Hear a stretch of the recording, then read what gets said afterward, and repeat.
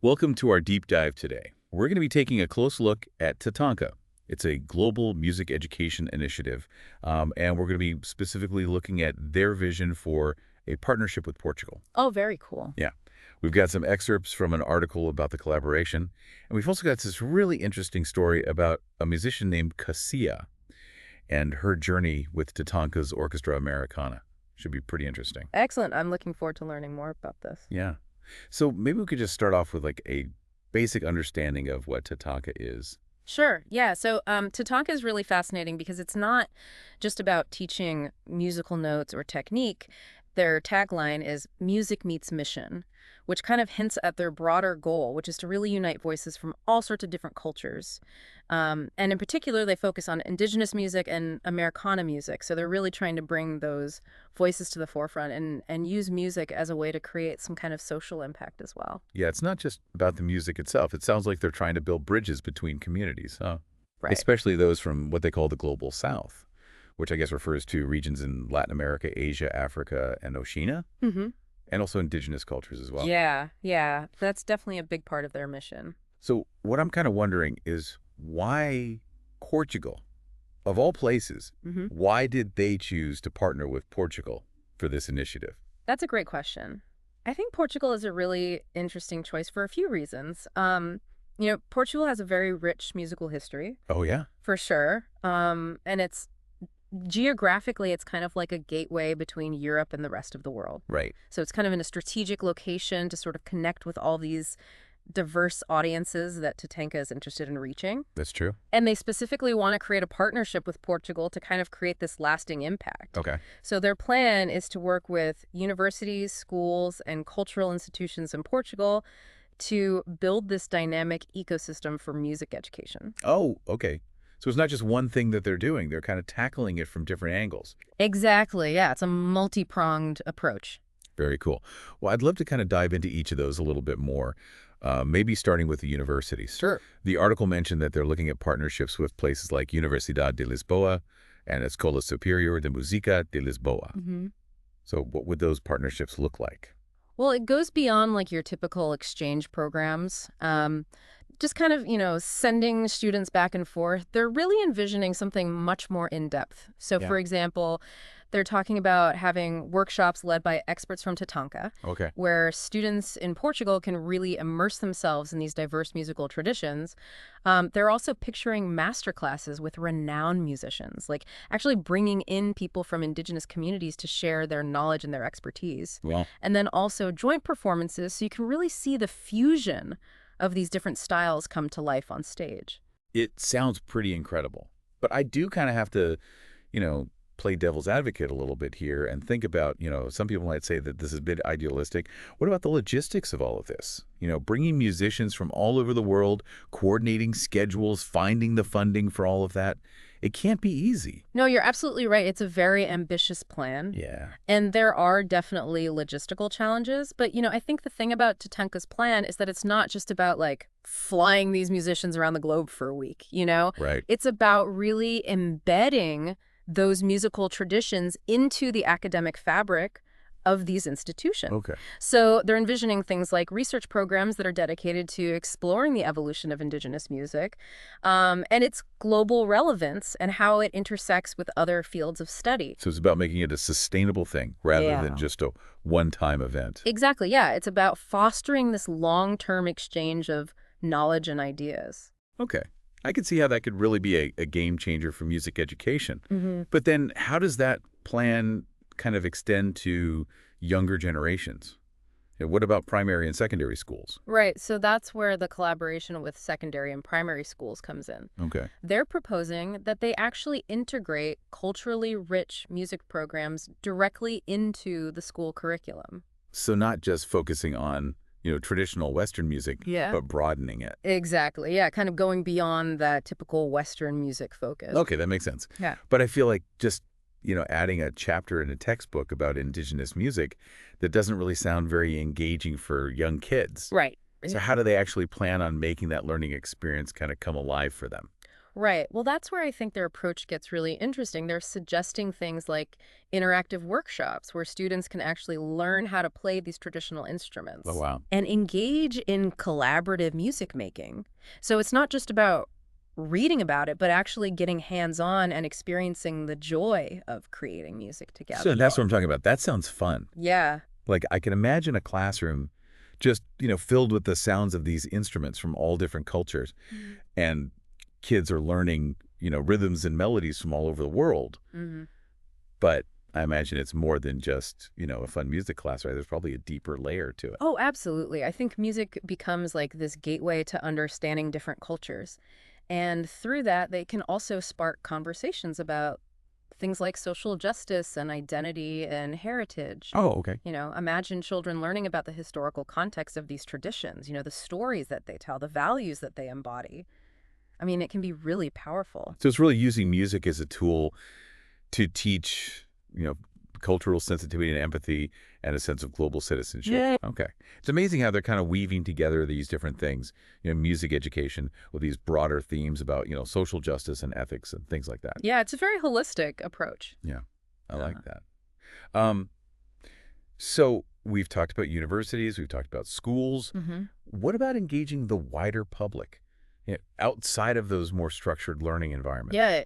Well, that's where Portugal's really vibrant cultural scene comes into play. Okay. TATANKA is hoping to work with institutions like Fundação Calouste Gulbenkian and Casa da Música. These are both places in Portugal that are known for having really high-quality programming, and they reach really diverse audiences. So they're envisioning things like exhibitions and concerts and public engagements that would really showcase the beauty and diversity of indigenous and Americana music. I love that. And, Portugal has some amazing music festivals, too. Oh, yeah. Like Festival de Sintra and Boom Festival, Mm. which are known for having, very eclectic lineups and really innovative performances. Yeah, they're fantastic. Do you think that TATANKA would maybe curate some events at these festivals? I definitely think that's a possibility. I mean, imagine a stage at Boom Festival, which is known for electronic music and visual arts. Right. And suddenly you have the sounds of traditional indigenous instruments blended with these modern electronic beats. I mean, it would be pretty amazing. It'd be like this really cool fusion of traditional and contemporary art forms. Right. And it would kind of challenge people's perceptions of what music can be. Exactly. Yeah, I think it has the potential to be really transformative. And also, don't forget about the potential for, cross-cultural collaborations within Portugal itself. You could have musicians from the Portuguese fado tradition jamming with indigenous artists, creating these new musical hybrids that really reflect the country's diverse heritage. Yeah, like a melting pot of musical traditions. Yeah. Where everyone's learning from each other and sharing stories and kind of creating something totally new. That's so cool. I'm also really drawn to the story of 𝗑𝗕ᗕ that's in our source material. She's a Black woman of Angolan descent, and she's living in Portugal, and she decides to join this Orchestra Americana. Yeah, her story's fascinating. Yeah. I was wondering, could you maybe tell us a little bit more about her journey and what drew her to this orchestra? Sure. So 𝗑𝗕ᗕ's story is a really powerful example of how music can kind of transcend, personal and societal barriers. She initially felt like an outsider. She was facing marginalization because of her ethnicity and her religion. And unfortunately, that's a reality for a lot of people, even in a place as vibrant and diverse as Portugal. Yeah, that's really sad to hear. Yeah, it is. But, the orchestra became this kind of safe haven for her, a space where she could find her voice and connect with others who shared her passion for music. Well, that's wonderful. So it was more than just about the music. It was about, finding a community. Exactly. And the Orchestra Americana itself is this amazing mix of musicians from all different backgrounds. Okay. So it really becomes like this microcosm of the world, Yeah. a place where differences are celebrated. Mm. And they're able to create this really harmonious music by blending all these different traditions together. So it's not just about, the technical skill. It's about, that shared humanity that comes through in the music that they create. Precisely, yeah. I'd love to learn more about 𝗑𝗕ᗕ's journey within the orchestra and how playing music actually allowed her to connect with her Angolan roots. Yeah, we'll definitely dive into that more in the next part. Okay, awesome. I'm looking forward to it. Me too. Yeah.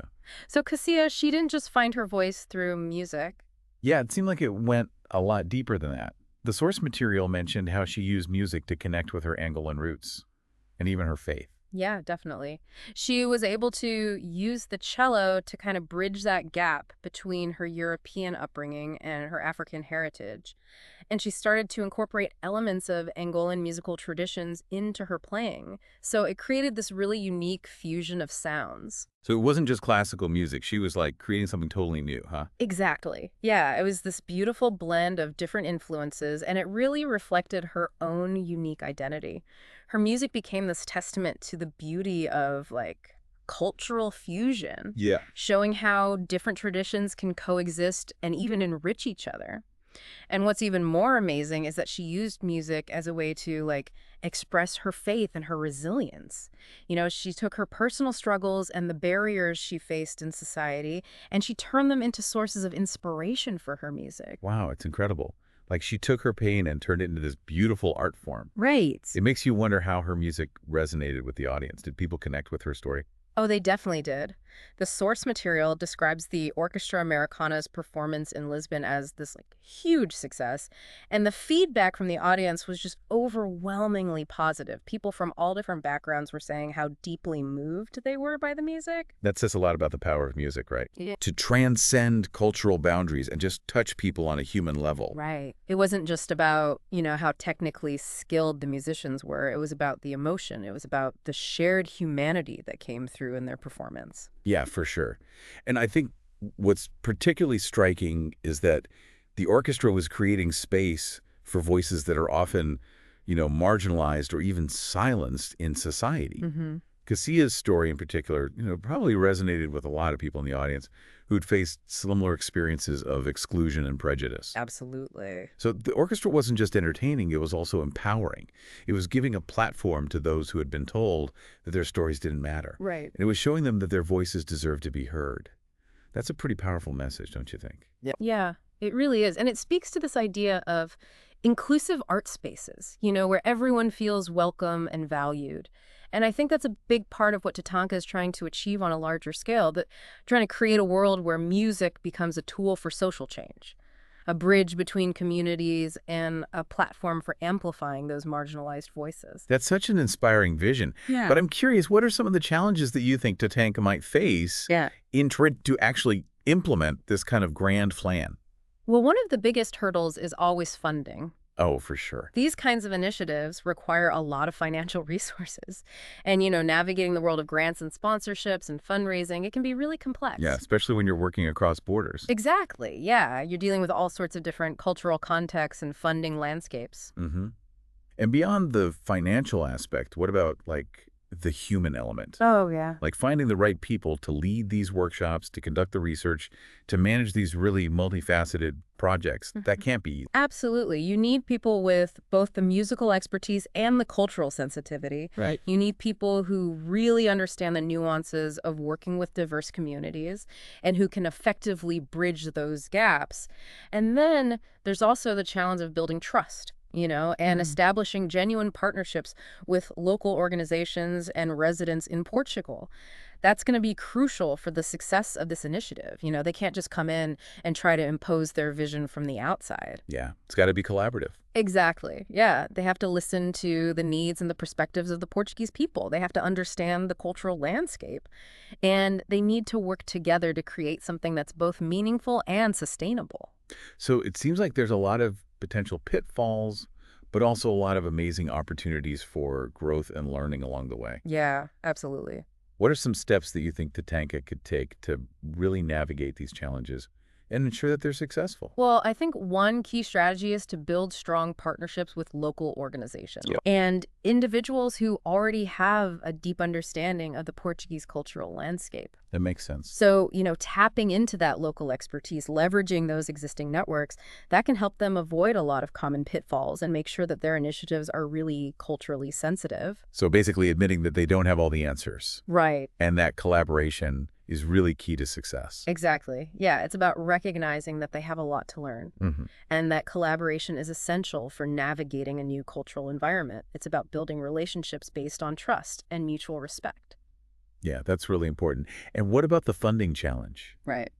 Do you think there are any, creative solutions that they could explore. Yeah, I think instead of relying solely on traditional funding sources like grants, they could consider a more multi-pronged approach. Think about things like crowdfunding campaigns Hmm.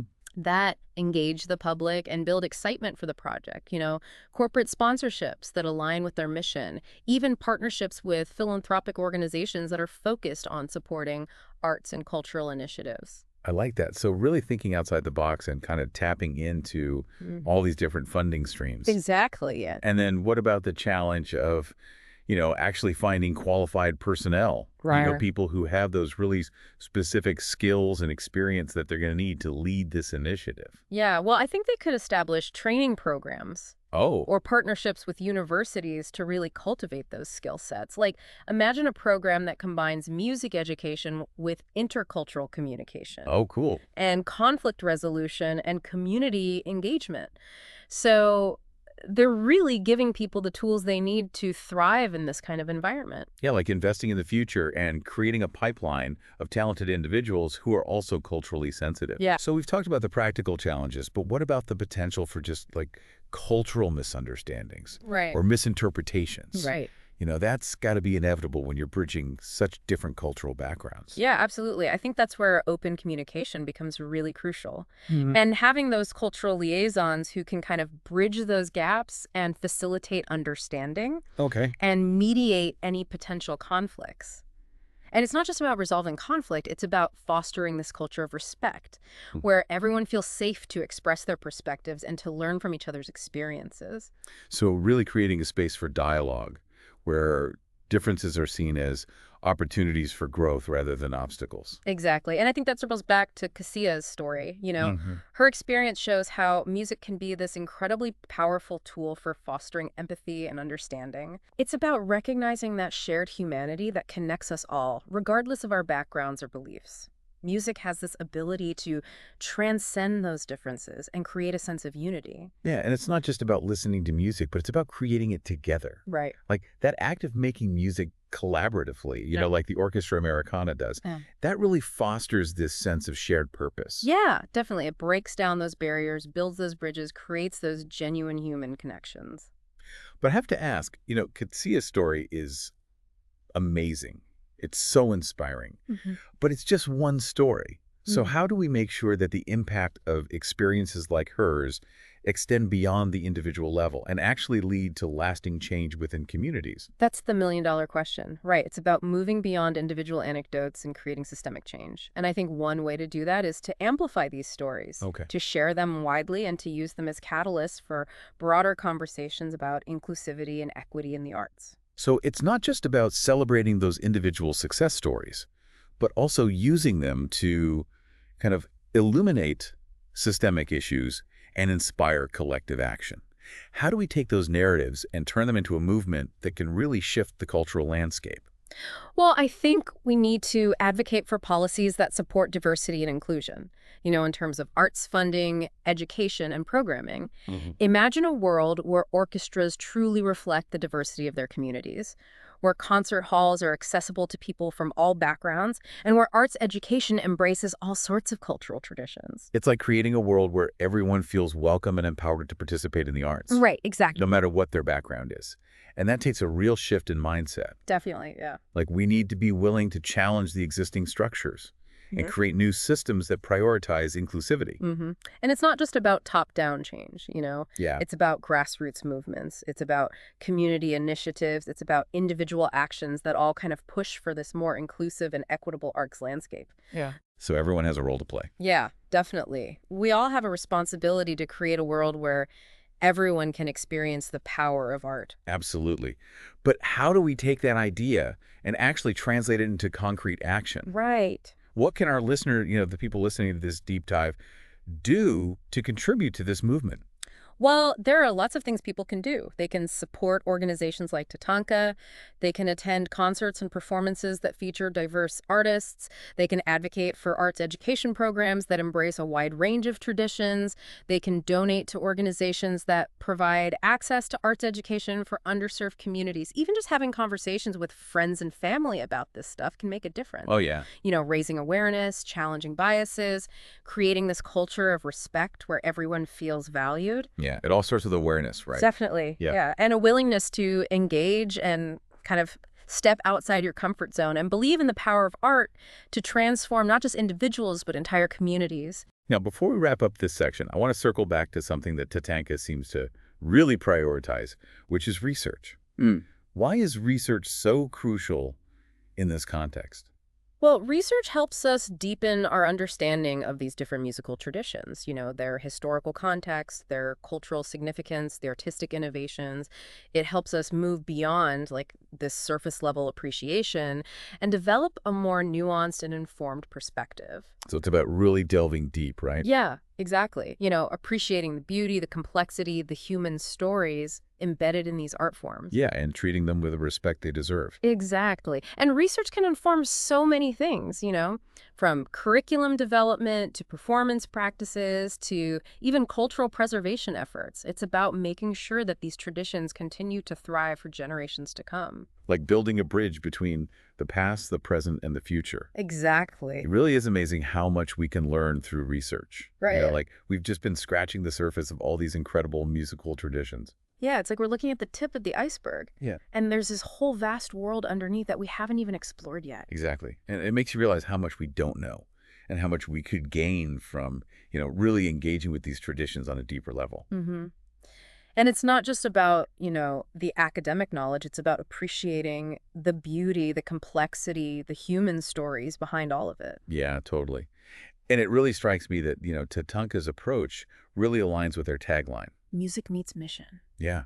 It's not just about the music. It's about using music as this tool for creating positive change, for cultural understanding, and for social justice. Right. They really believe in the power of music to connect people, to heal those divides, and to create a more just and compassionate world. And that's a mission that goes way beyond just music, you know, that speaks to this like universal human desire for connection, for belonging, for purpose. It makes you wonder if this model could work for other art forms too. You know, we've been talking about music, but what about dance or theater or visual arts, literature? That's a really cool thought. Yeah.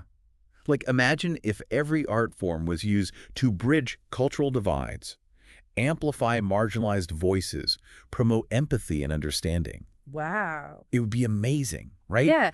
It would be a world where creativity is this force for good. You know, building bridges instead of walls. Exactly. And it wouldn't have to just be about professional artists or these huge initiatives.